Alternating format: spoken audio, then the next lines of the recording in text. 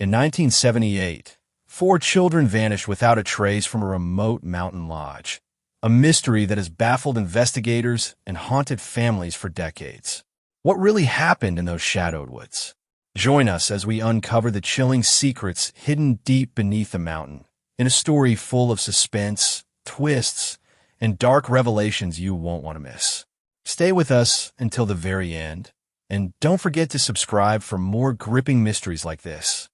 The rain had been relentless all morning on October 14th, 1978. The dense gray clouds hung low over Blackwood Ridge, sending cold droplets streaking down the windows of the mountain lodge, nestled on the edge of the pine forest. It was a place built for escape, away from the city's clamor and smoke, where families came to breathe clean air and lose themselves in the quiet grandeur of the mountains. No one imagined that this retreat would become the backdrop for a nightmare that would haunt the town for decades. The Dawson family arrived just after noon. Henry, 11, carried his worn leather backpack with the air of a boy who had already seen too much. His little sister, Claire, 8, tugged at their mother's hand, her bright eyes wide with the thrill of new surroundings. Alongside them were the Bennett twins, Ethan and Jacob, both 10, inseparable and full of restless energy. Their parents had planned the weekend as a chance to reconnect, to give the children a taste of freedom amid the towering pines and whispering winds. The lodge itself was a grand, aging structure, dark wood beams creaking under their own weight, windows fogged from the damp air, and a scent of old smoke that seemed permanently etched into the walls. The main hall smelled of burning pine and aged leather. Despite its rustic charm, parts of the lodge carried a chill that no fire could fully banish. That afternoon, the children explored the nearby lake, their laughter momentarily breaking through the drizzle. They skipped stones, waded at the shore, and dared each other to reach the old collapsed dock jutting into the water. Their voices echoed faintly through the trees, mingling with the soft rustle of leaves and the distant call of a lone crow. Dinner was a hurried affair. The lodge's dining room was filled with the low murmur of other guests and the clink of cutlery. The children sat at a corner table, their faces flushed with cold and excitement. They made plans to explore the service wing the next day, a section of the lodge that was off-limits, sealed because of structural damage. The adults dismissed it as childish fancy. After dinner, as the storm thickened outside, the children gathered near the fireplace in the lounge. They played a board game, their small hands moving pieces quickly as they whispered and laughed. The lodge's night manager watched them from across the room, noting how their shadows danced on the wood-paneled walls. At precisely 8:03 p.m., the children left the lounge, heading down the main corridor towards the sealed service wing. A guest crossing the hallway caught a glimpse of them, 4 small figures hurrying past, faces flushed with excitement and mischief. That was the last confirmed sighting. Minutes stretched into half an hour. The children did not return. Parents began to search the common areas, calling their names. Anxiety grew as staff checked locked doors and stairwells. The door to the service wing was found slightly ajar, a fault no one could explain. The corridor beyond smelled of damp plaster and neglect. Attempts to enter were blocked by locked doors, but a quick search of the basement revealed no sign of the children. Outside, the storm raged, turning the forest into a wall of gray and black. Search parties formed, flashlights piercing the gloom, voices echoing in the rain. Dogs tracked a scent that led to a cluster of moss-covered boulders, then stopped. By midnight, the police had arrived. Interviews were taken, but no leads emerged. The lodge emptied as guests fled the growing fear. Parents waited in frantic silence, clinging to hope as the hours turned into days. Weeks later, with no sign of the children, hope began to wither. Marriages strained, friendships fractured. The lodge fell silent, shadows gathering in the corners where laughter once lived. The mystery of that night remained unsolved. The children vanished without a trace. The morning after the disappearance, the mountain lodge felt hollow, like a heart suddenly missing its beat. The storm had passed, leaving the pines slick with rain and the ground soft and muddy, But inside, a chill had settled that no fire could warm. Parents gathered in small groups, their faces drawn and pale, eyes darting with a fragile hope that their children might still be found. The Dawsons and Bennetts sat together in the empty lounge, gripping coffee cups that had long since gone cold. Each sip was a reminder of the quiet chairs where the children should have been. Henry Dawson's father, Mark, had already called every number he could think of: local police, search and rescue, neighbors, even the distant cousin who lived 50 miles away. But the phone never rang with good news. Each silence deepened the ache. The sheriff, a heavy-set man named William Holbrook, arrived late that morning with a team. His face was grave but professional. He ordered an immediate search of the lodge and the surrounding forest. Volunteers, neighbors, and even tourists joined in, combing the thick woods with flashlights and dogs. The dogs led the searchers to a cluster of mossy boulders about a mile east of the lodge. Rough terrain, slippery from the rain. There, the trail disappeared, as if the earth itself had swallowed the children whole. Volunteers scoured the nearby lake's edge, the collapsed dock, and the winding ridge trails, but the forest seemed to close behind them, unyielding and secretive. At the police station, investigators pored over guest logs, staff schedules, and the layout of the lodge. The service wing, once sealed for safety reasons, was examined thoroughly. Strange to all was the door found slightly ajar. No explanation for how it could have been unlocked or moved. No signs of forced entry, no footprints, no dropped items. It was as if the children had simply vanished into thin air. Meanwhile, at home, the parents were breaking. Elizabeth Dawson clung to Claire's favorite blanket, rocking it in her arms like a child. Mark Dawson spent hours pacing, muttering to himself, unable to sleep or eat. In the Bennett household, Ethan and Jacob's mother, Ruth, sat by the phone, tears streaking her face, praying for a call that never came. Michael Bennett, their father, grew withdrawn, silent in his grief, but restless beneath it, as if guilt weighed on his shoulders like a chain. Days bled into weeks. The media descended on Hollow Pines, bringing cameras, reporters, and endless questions. The story of the 4 vanished children became national news. The mountain lodge etched into headlines alongside words like mystery, disappearance, and haunted. Rumors swirled. Some said the lodge was cursed. Others whispered about secret tunnels beneath it. One local spoke of strange lights seen flickering near the ridge at night. The children's belongings, carefully packed bags and worn shoes, were displayed at the police station and the local library, each item a cruel reminder of innocence lost. The parents refused to give up.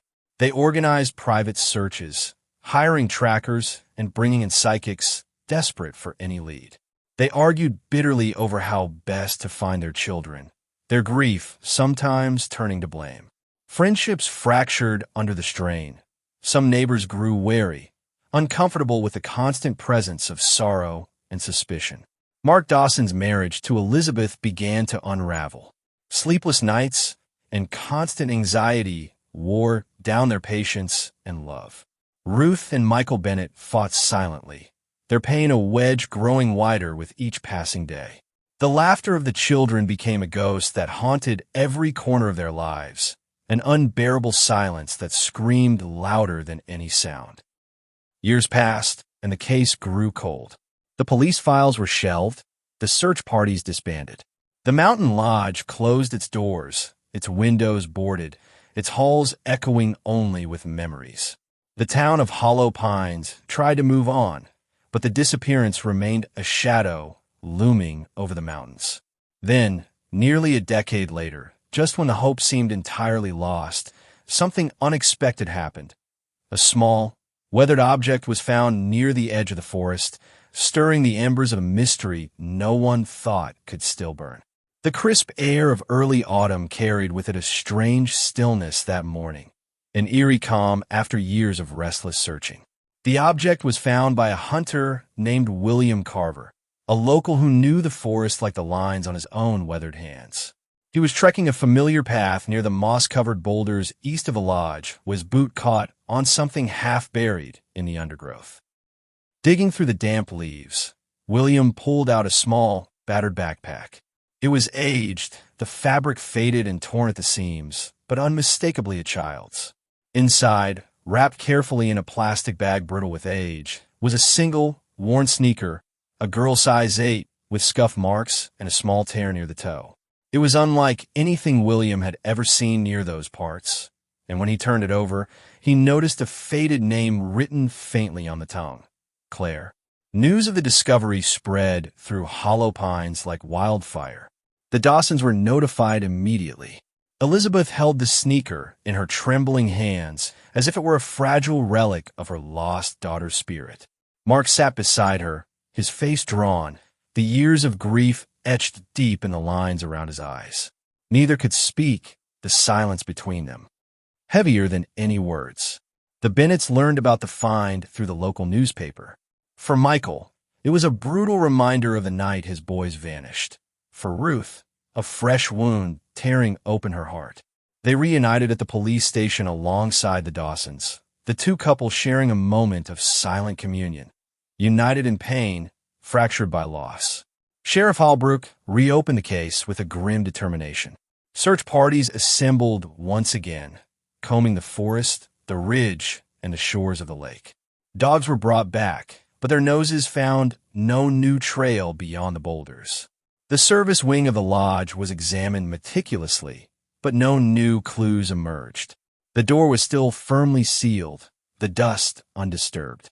Yet, the sneaker's presence was proof of one chilling fact. The children had been near that place after all. The question was no longer if, but what had happened. Then, days after the sneaker was found, a strange man checked into the mountain lodge. He arrived unannounced, carrying a worn leather satchel and a weathered notebook. His name was Peter Klein, but no one at the lodge knew him. He requested a room with a view of Blackwood Ridge and rarely left his room during daylight. Staff noticed odd things about Peter. He never ate in the dining hall, avoided the common areas, and was seen wandering alone on the trails after dark. Whispers spread among the employees. Some claimed he muttered to himself, others that he was seen staring at the sealed service wing as if waiting for something. One evening, the night manager found Peter sitting in the empty lounge, surrounded by old photographs of the children, the very ones the police had collected during the investigation. The images were worn and yellowed, but Peter's pale eyes scanned them with unsettling intensity. The sheriff became aware of Peter's presence and questioned him, but his answers were vague and evasive. He claimed to be a historian researching the lodge's past, but his knowledge of the disappearance was too detailed, too precise. When pressed about his connection to the children, Peter's calm demeanor faltered briefly, replaced by a shadow of something darker. Then, just as mysteriously as he arrived, Peter disappeared. His room was empty, the bed neatly made, but the leather satchel was gone, except for one small item left behind on the desk, a tarnished metal whistle, the kind children wore on lanyards around their necks. It was Claire Dawson's. The discovery reignited hope and fear. Who was Peter Klein? What did he know? And where had he gone? The whistle gleamed faintly under the flickering fluorescent light of the sheriff's office, its cold metal surface worn smooth by time and handling. When Elizabeth Dawson's trembling fingers closed around it, a shudder ran through her, a silent gasp from a memory she'd long buried. That simple, unassuming object had once hung around Claire's neck, a token of childhood safety, now turned into a cruel symbol of absence. Sheriff Holbrook stared at the whistle, the lines on his face deepening. He had never seen anything like it before in the years he'd spent on missing persons cases. It was personal, deliberate. A message. Questions flooded the small office. Who was Peter Klein? Why had he come to the lodge with such intimate knowledge? And most hauntingly, why had he left the whistle behind? The investigation into Peter's identity quickly turned up dead ends. No driver's license, no permanent address, no verifiable employment history. Local records showed no trace of a Peter Klein, and the photo he'd left behind, a grainy black and white from decades ago, did not match any known missing persons or criminal records. Detective Laura Kim was assigned to dig deeper. She started by interviewing everyone who had encountered Peter during his brief stay. The night manager described a man who spoke in riddles, who spent hours poring over the old photo albums of the lodge's guests, fixated on the 4 children. Housekeepers mentioned the faint smell of damp earth and metal that clung to his room, inexplicable for someone who hadn't stepped outside during daylight. One of the more unsettling accounts came from Arthur Vance, the lodge's maintenance man. Arthur recalled seeing Peter late one night, standing by the service wing door, whispering softly to the locked corridor. He talked about the door that should never be opened, Arthur said it held the truth about the children, but also a darkness that would consume anyone who looked inside. Despite growing suspicion, Peter vanished without a trace. The sheriff's department scoured nearby towns and transportation hubs, but found no evidence of his movements. His satchel, thought to hold clues, was never recovered. The only tangible link was the whistle. The whistle became a symbol among the families, a reminder that the past was not done with them. Mark Bennett, once a man worn down by grief, grew obsessed with finding Peter. He hired private investigators, scoured forgotten archives, and followed every lead, no matter how small. His marriage to Ruth frayed under the pressure, their shared pain splintering into blame and silence. The lodge, once a place of warmth and escape, became a cold monument to loss and unanswered questions. Its wooden beams groaned under years of neglect, windows boarded against the growing darkness that seemed to seep from the walls. Then came the cassette tape. It arrived at the Bennett's home on a bleak November morning, wrapped in brown paper and marked only with the words "Play ME." The cassette player hissed static before voices emerged. 4 of them. Children's laughter mingled with a low, whispering male voice. The whisper was fragmented but chilling. "Find the door. Don't be afraid. You're almost there." The families listened together, frozen by a mixture of hope and terror.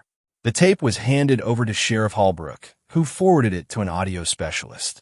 When the laughter and voice were isolated, the true horror of the message settled in. Someone, or something, was reaching out from the shadows of the past, pulling at the fragile threads of their lives.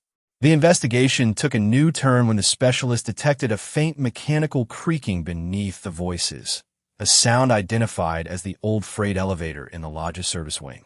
The elevator had been shut down decades ago, its shaft sealed off and forgotten.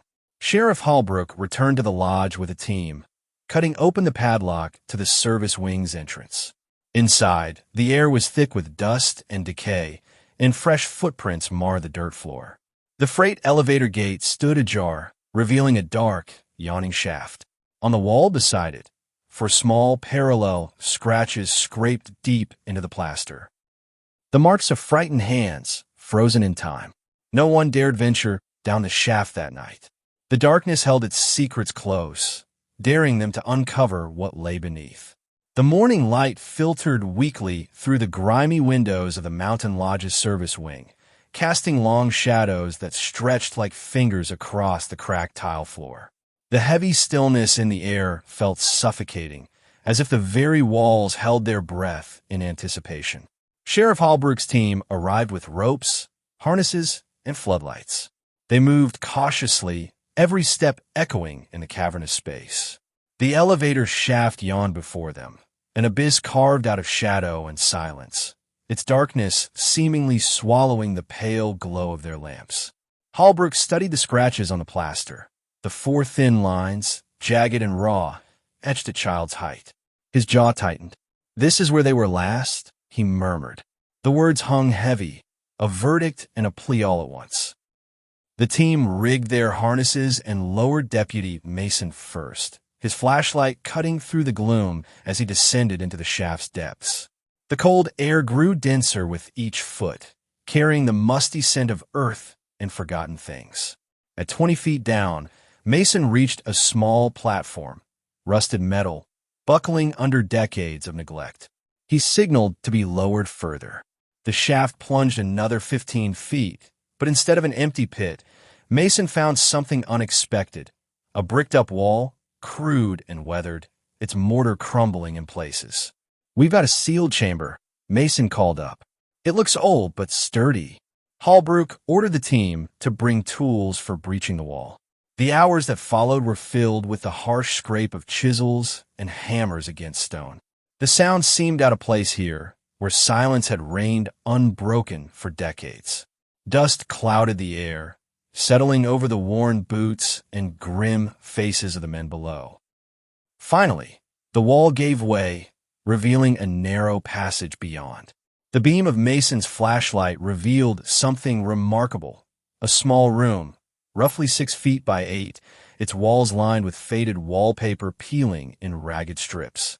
The floor was dirt, and in one corner lay a scatter of objects. Holbrook descended carefully, joining Mason inside. His breath caught at the sight. There, among the debris, were remnants unmistakably belonging to children. A cracked wooden toy, a tattered blanket, and a small leather-bound book with the initial CD embossed faintly on the cover. Elizabeth Dawson's voice trembled when Holbrook later described the scene. That book was Claire's favorite. She read from it every night. But the room held more than just objects. On the far wall, scratched into the plaster, was a crude map. 4 X's marked points around the lodge and forest, connected by thin, looping lines. Beneath the map was a message, faint, almost erased by time. "Follow the path. Find the door. Don't be afraid." Asterisk. Holbrook's stomach twisted.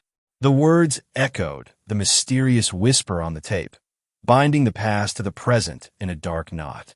The team searched the chamber thoroughly, but found no other signs of recent presence.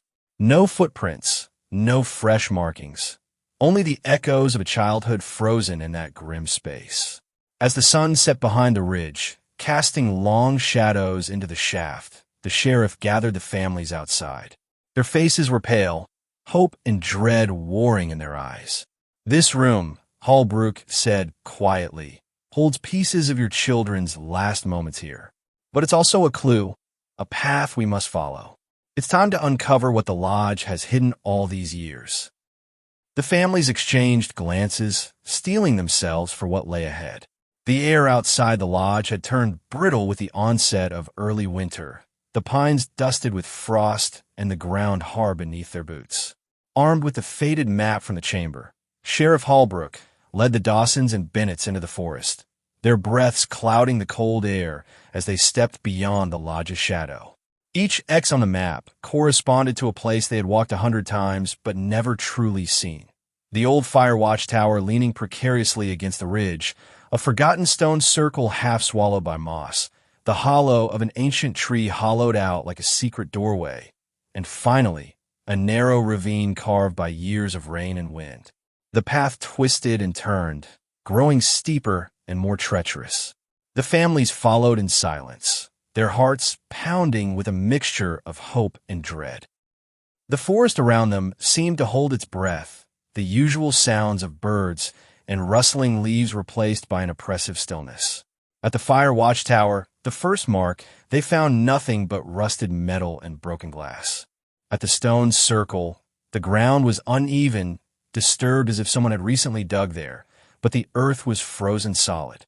The ancient tree held no sign of passage, though faint scratches marred its bark, eerily similar to the marks found in the elevator shaft. It was at the ravine that the trail grew truly sinister. The narrow gorge was shadowed and deep, the walls lined with jagged rocks slick with ice. Holbrook's flashlight caught on something glinting near the base, a small, rusted locket. Elizabeth gasped as she recognized the faded engraving inside, EB for Ethan Bennett. As they moved to retrieve the locket, a sudden wind whipped through the ravine, carrying with it whispers too faint to understand but too persistent to ignore. The families felt the weight of unseen eyes watching, waiting. The night fell quickly, and the search party returned to the lodge, exhausted and haunted. The map had led them deeper into the lodge's secrets, but brought no answers, only fragments. Back inside the lodge, Ruth Bennett uncovered an old diary in the attic, its pages yellowed and brittle. The handwriting was shaky but unmistakable. It belonged to Margaret Langley, a housekeeper who had worked at the lodge in the late 1960s. Her entry spoke of strange noises in the service wing, children's laughter echoing through empty halls, and a locked door that no one dared open.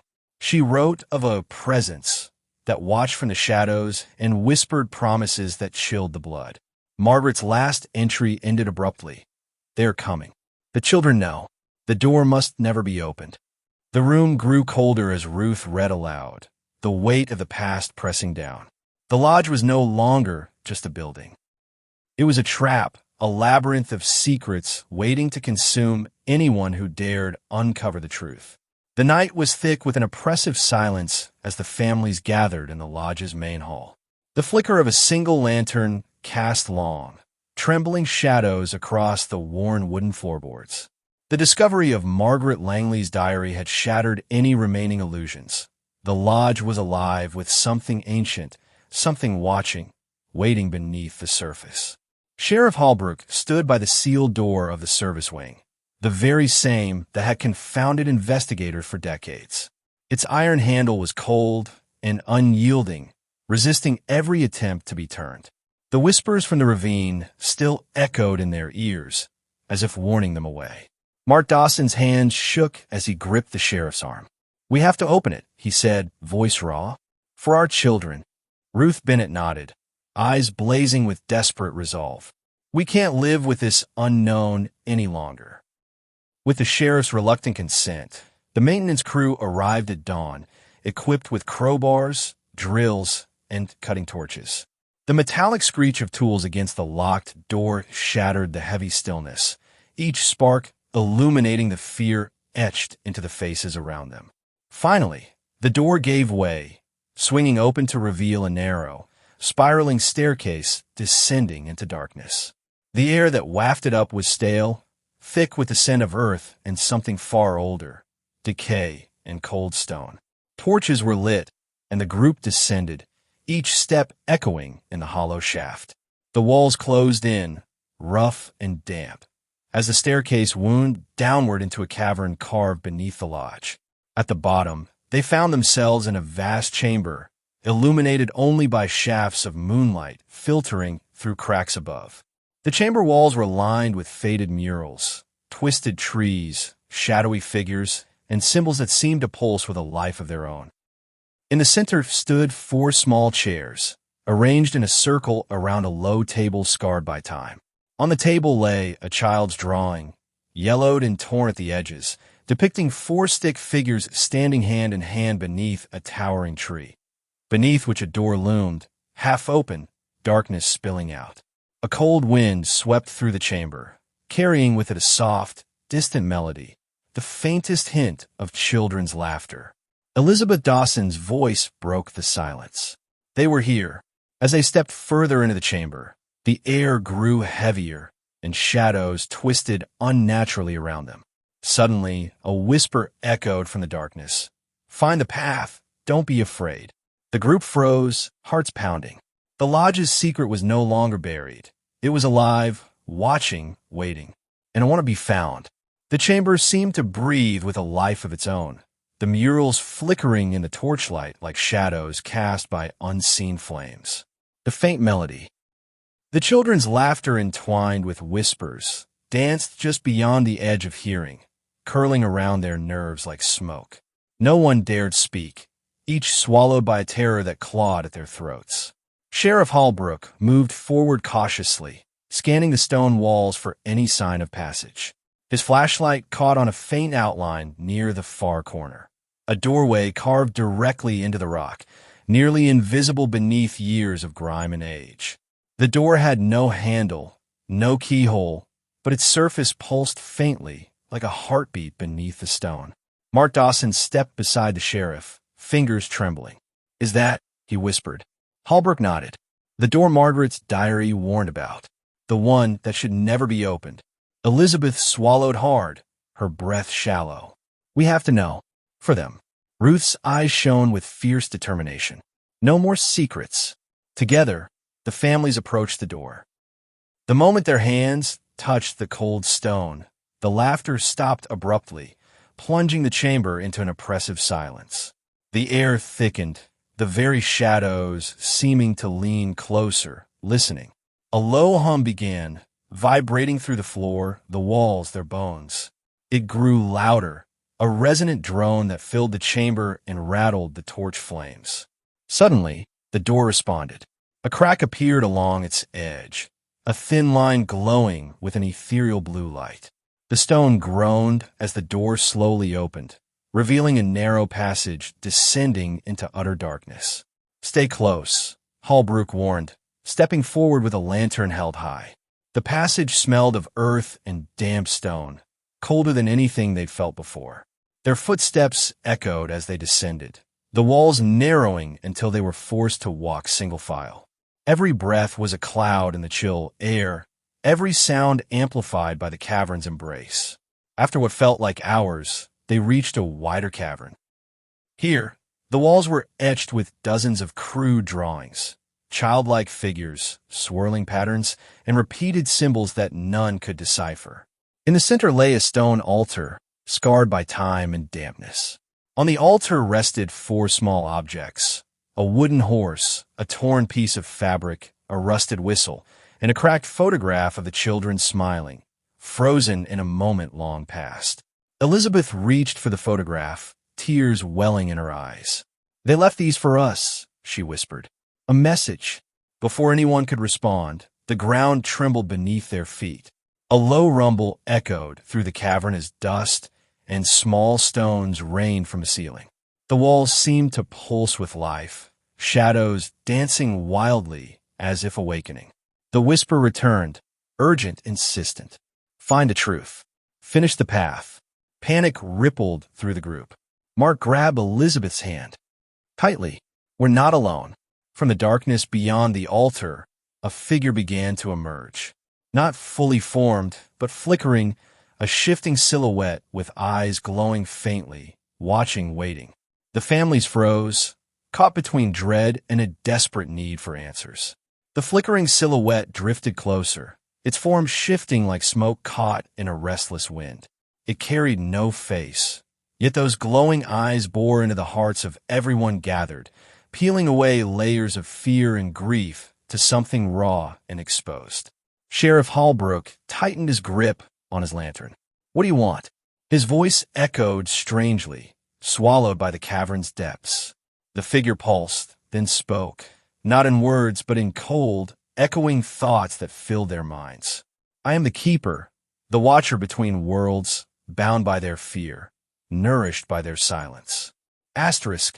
Mark Dawson felt his knees weaken, the weight of decades crashing down all at once. "You took them," he choked out. The figure's glow dimmed, then brightened. "Asterisco no. I protected them from what lurks beyond, from the darkness that would consume more than just children." Asterisk. Elizabeth's voice trembled. "Then why leave them? Why vanish without a trace?" "Because the path must be remembered. The door must remain closed until the time comes, until the pain is understood and the truth accepted." Asterisk. Ruth stepped forward, anger flaring in her eyes. "Our children suffered in silence for years while you watched." The figure flickered violently, shadows stretching like claws. Asterisk. "They're not lost. They are guardians now, keepers of the balance. But the cost was great." Asterisk.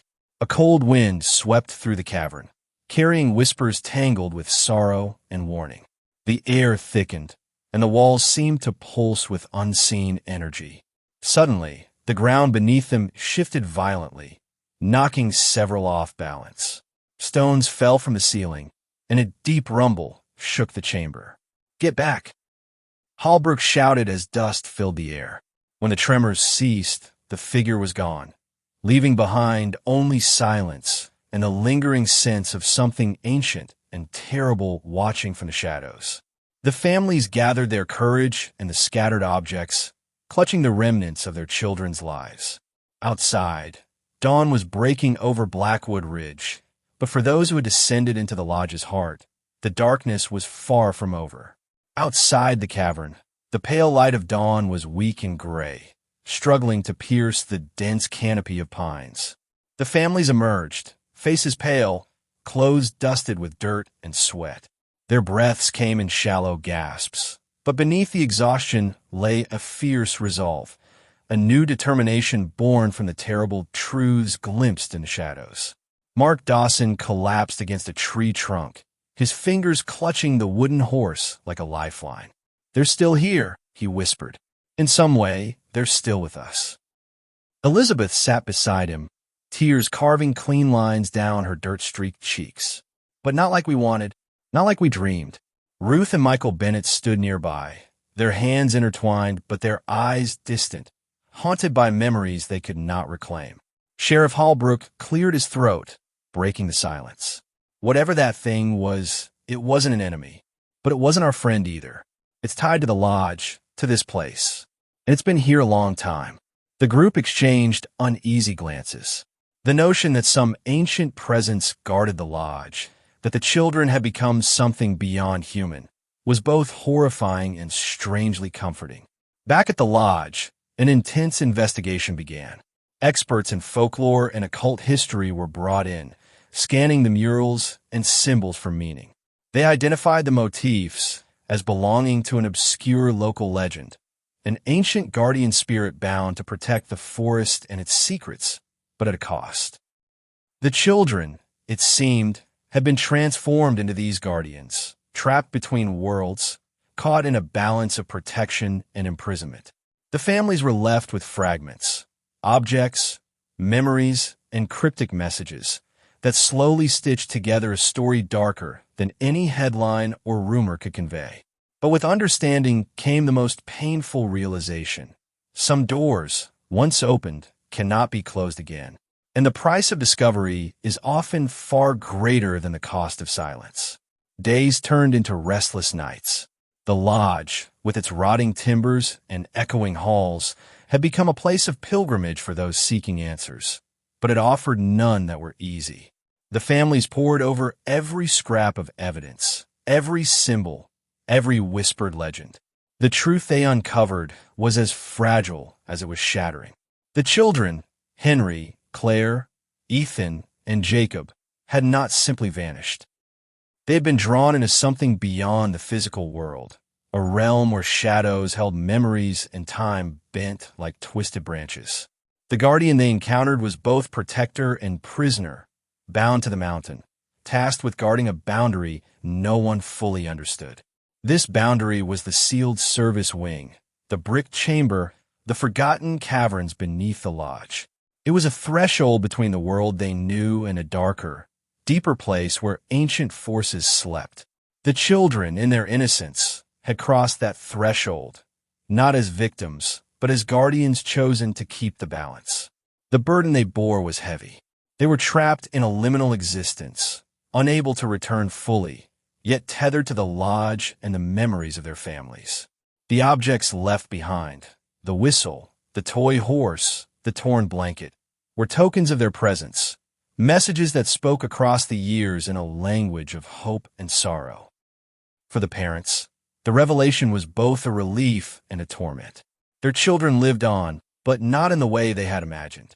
The grief that had threatened to consume them was transformed into a strange blend of acceptance and endless yearning.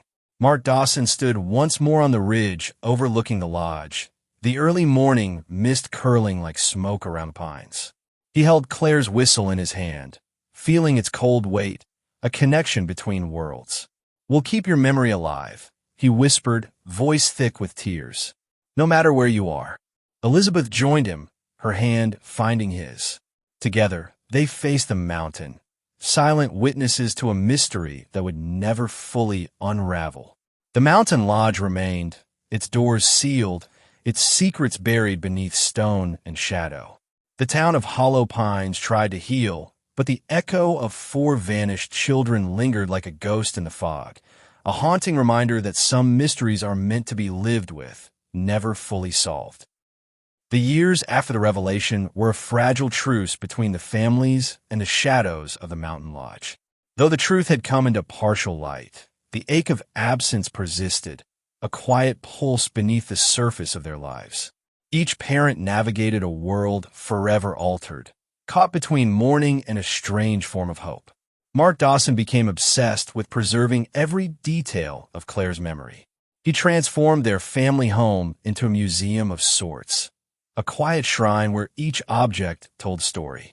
Photographs, drawings, toys, and letters lined the walls and shelves. Every evening, he sat before the small wooden horse, tracing its worn edges with reverent fingers, reliving the laughter that once filled their halls. Elizabeth found solace in writing. Her journals spilled over with memories, stories of childhood adventures, whispered dreams, and the unbearable silence that followed. Through her words, she sought connection, a bridge to the daughter lost to realms unseen.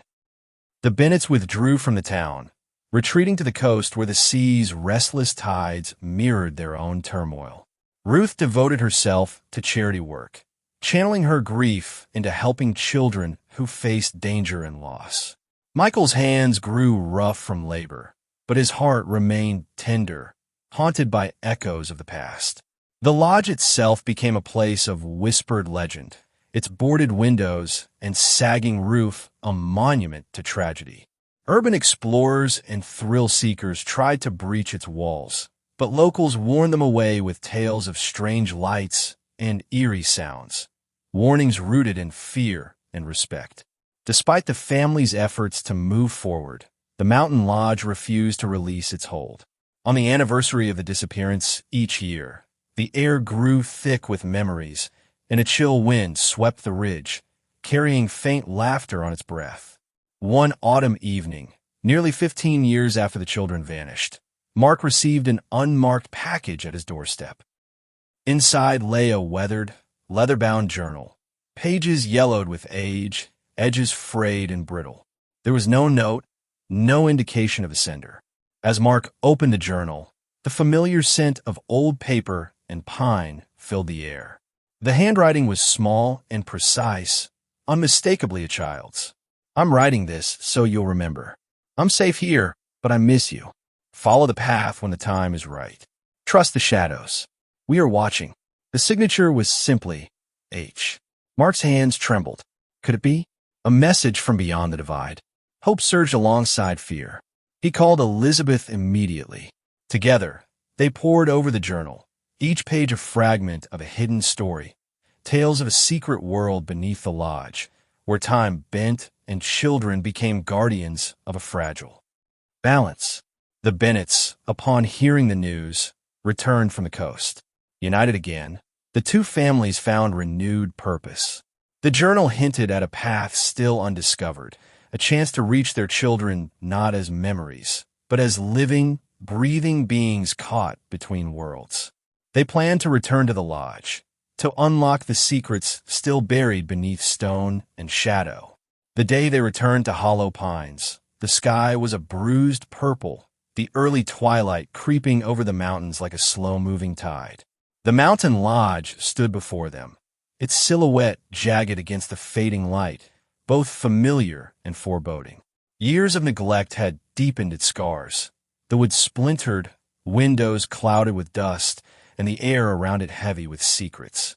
The families approached cautiously, the leather-bound journal clutched tightly in Mark's hand. They had learned to listen to the silence here, to the stories whispered by the wind through the pines. The lodge seemed to pulse with life, as if aware of their return. Inside, the air was thick and still, a heavy blanket of dust covering everything like a tomb. The faint scent of pine and earth lingered, mingling with the unmistakable tang of something older, something ancient. Their footsteps echoed as they moved through the rooms, eyes scanning for anything new, anything missed. The journal's clues led them back to the service wing, the locked door and the narrow staircase spiraling into the darkness below. The air grew colder as they descended, the walls closing in, shadows thickening with each step. At the bottom, the chamber awaited, the murals, the altar, the symbols. But this time, something was different. A soft light pulsed faintly along the walls, illuminating a new marking etched beside the ancient map. It was a symbol none recognized, a spiral entwined with a tree, glowing with a gentle blue light. Elizabeth traced the symbol with her fingers, a shiver running down her spine. It's alive. The whispering voices returned, soft and distant at first, then growing clearer, speaking words they could almost understand. Follow the path. Trust the guardians. Find the door within. The families realized the journal was more than a message. It was a guide. And the guide was calling them deeper into the lodge's heart. Over the next days, they explored every hidden corridor and forgotten room, uncovering a network of tunnels beneath the lodge, many sealed and collapsed. Their perseverance revealed old ledgers and journals belonging to past caretakers, people who had chronicled strange happenings and unexplained disappearances dating back decades, if not centuries. One such journal belonged to a man named Elias Crane, a caretaker from the early 1900s. His entry spoke of a veil between worlds and a charge passed from child to child, a sacred duty and a terrible burden. He wrote of a door that opened only to those chosen by the guardians, and a warning: those who seek must be pure of heart, lest the darkness consume. The families grappled with this knowledge, their hope tempered by fear. Could they truly reach their children? And if they did, what awaited on the other side? One evening, as they gathered around a small fire outside the lodge, Mark voiced what they all feared to say aloud. If we go further, if we open the door again, we may not come back the same. Elizabeth looked up at the darkening sky, her eyes steady. But we have to try. For them. For the truth. The night deepened, shadows lengthening, and the forest seemed to lean closer, listening. The next morning, armed with ropes, lanterns, and unyielding resolve, the families made their way back into the lodge's labyrinthine depths. The spiral staircase seemed narrower, the air colder, as if the mountain itself was resisting their intrusion. Each step echoed with memories. Footsteps of children long vanished, and of the shadows that still lingered. They followed the glowing spiral symbol deeper into the tunnels, the walls humming faintly beneath their fingertips. The journal's cryptic instructions guided them like a compass, but every twist and turn tested their courage. Whispers rose and fell like waves, voices they recognized, fragments of childhood laughter, soft cries, and haunting warnings. At last, they reached a vast iron door, unlike the one sealed years ago. This one was etched with the spiral tree symbol, its surface alive with shifting light. The door seemed almost organic, breathing, pulsing with energy. Mark stepped forward, heart pounding. He placed his hand against the cold metal. The door shivered, then slowly began to open, revealing a blinding white light that spilled into the dark tunnel. A chorus of voices filled the air, clear and strong, the children. They called out names, familiar and distant, their laughter pure and aching. Elizabeth's knees buckled, tears streaming as she whispered, "Claire." But as the families stepped through the threshold, the world seemed to ripple and distort. The air thickened, and the light fractured into shards that pricked at their skin like cold needles. Suddenly, the space beyond the door was not a place of reunion, but a labyrinth, twisting corridors of stone and mist, where shadows moved just beyond sight, and every step seemed to echo in eternity. A chilling realization settled over them. This was not a rescue, but a test. The children were there, yes, but to reach them, they would have to navigate the unknown, confront the darkness that had claimed their innocence, and face the ultimate price. Mark turned back briefly, locking eyes with Elizabeth. Whatever happens, we do this together. The door sealed behind them with a thunderous finality, plunging them into the maze. Outside, the lodge stood silent, its secrets still held tight beneath the mountain's cold embrace. The labyrinth stretched endlessly before them, corridors that twisted and folded back upon themselves like the tangled roots of some ancient, slumbering tree. The walls glistened faintly with moisture, reflecting the dim light from the lanterns that Mark, Elizabeth, Ruth, and Michael carried, casting trembling shadows that seemed to dance and reach with every step. Silence pressed in on them, heavy and absolute, broken only by their own breathing and the faint, distant echoes of children's laughter. It was a sound both haunting and beautiful, a cruel reminder of what they sought and what had been lost. The families moved cautiously, their footsteps muffled by the cold stone floor. Every corner held the possibility of revelation or ruin.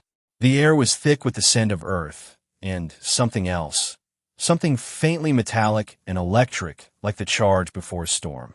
Elizabeth's hand trembled as she gripped Mark's arm. "Do you hear that?" she whispered. "It's like music." Mark nodded, eyes sharp. A lullaby, but twisted, not quite right. As they delved deeper, the corridors seemed to narrow, the walls closing in like the narrowing pulse of a dying heart. Time lost meaning. Minutes stretched into hours, the labyrinth playing tricks on their senses. Shadows flickered where no light should fall, and cold spots appeared without cause. Then, from the darkness ahead, a soft glow appeared, not harsh or blinding like the door's light, but warm and inviting. They followed it with hesitant steps, hearts pounding. At the glow's source, they found a small chamber. The walls were lined with intricate carvings, images of children playing beneath towering trees, faces smiling, eyes bright with life. At the center stood a wooden cradle, empty but rocking gently as if moved by an unseen hand. Elizabeth knelt beside it, tears welling. This was their world once, before the shadows. Suddenly, the temperature dropped sharply. The lullaby stopped. The chamber was plunged into darkness. A whisper floated through the air. Asterisk, the price of passage is truth. Asterisk, Mark's voice was firm. We're ready. From the shadows, a figure emerged. Not the shifting silhouette of before, but a child, translucent yet unmistakably real. Claire.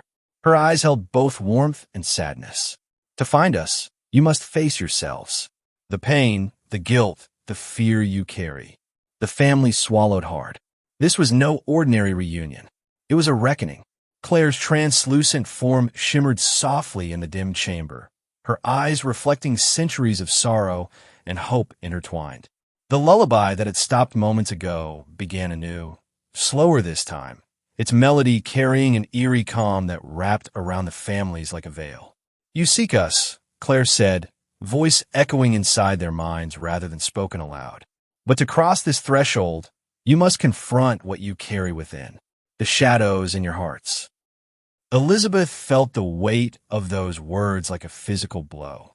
She glanced at Mark, whose eyes were closed, jaw clenched tightly.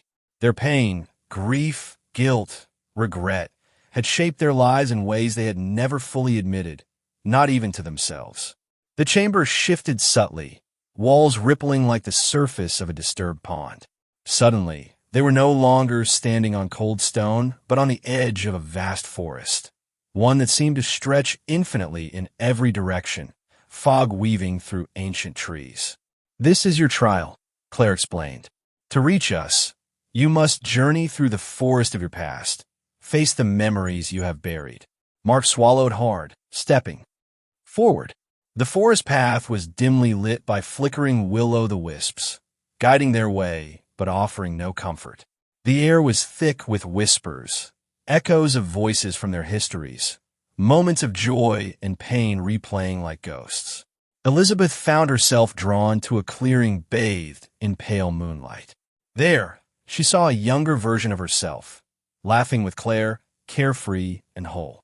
But the vision shifted suddenly, warping into the harshness of the hospital room where Claire had first fallen ill, Elizabeth's anguish raw and overwhelming. Tears spilled down her cheeks. "I blamed myself," she whispered. "I should have been stronger." A shadow emerged at the clearing's edge, not threatening, but an embodiment of her guilt. Elizabeth faced it, her voice steady despite the tears. "I forgive myself." The shadow dissipated like mist. Mark's trial was darker still. He was confronted with the memory of the day he failed to keep Ethan safe. The moment of distraction that had led to the disappearance. The burden of that guilt had hollowed him out over the years. "Why did you let me go?" A voice whispered in the wind, chilling and accusing. Mark knelt, voice breaking. "I'm sorry. I'm so sorry." The forest responded, the path ahead clearing. Ruth and Michael faced their own shadows, moments of silence and neglect that haunted their marriage and their hearts. Only by acknowledging these fractures could they move forward. As they emerged from the forest's grip, the chamber reappeared, bathed in warm light. Claire and the others stood waiting, faces bright with gentle smiles. "You have passed the trial," Claire said softly. "You are ready." But the families knew the final test was yet to come. The chamber's light shifted, deepening into hues of gold and violet. Claire stepped forward, her translucent form solidifying, becoming more real, more tangible. Behind her, Henry, Ethan, and Jacob appeared, each glowing faintly, yet unmistakably themselves. Tears streamed down Elizabeth's face as she reached out, fingers trembling, almost touching Claire's cheek. The children smiled, their eyes full of both love and sorrow. "We are bound to this place," Claire whispered, "keepers between worlds. The balance must be maintained, or darkness would spill into your world." Mark's voice was choked. "Can you come back? Be with us again?" The children's smiles faded slightly, replaced by a quiet resolve. "Our time here is our purpose, but your journey has shown you what you need to live on. The memories, the love, and the strength to carry us in your hearts." Ruth stepped forward, holding Michael's hand tightly. "How do we go back? How do we close the door?" Claire's gaze softened. "The door closes when you leave. But know this, the lodge and its shadows will always be part of your story." As the families turned to leave, the labyrinth began to shift once more. The walls melted into mist, the floor dissolving beneath their feet. They found themselves back in the lodge's chamber, the iron door sealing silently behind them. Outside, dawn broke over Blackwood Ridge, golden light washing over the pines. The families embraced, their grief tempered by understanding. Though the children could never fully return, the veil between worlds had been lifted, revealing a connection deeper than loss. In the years that followed, the lodge remained untouched, a silent sentinel guarding secrets that had finally been faced. Mark, Elizabeth, Ruth, and Michael found new paths, healing forged in the crucible of pain and love. The mountain held its mysteries, but the families had reclaimed their peace. And somewhere in the shifting shadows between worlds, the four children watched over them, forever guardians of the mountain lodge.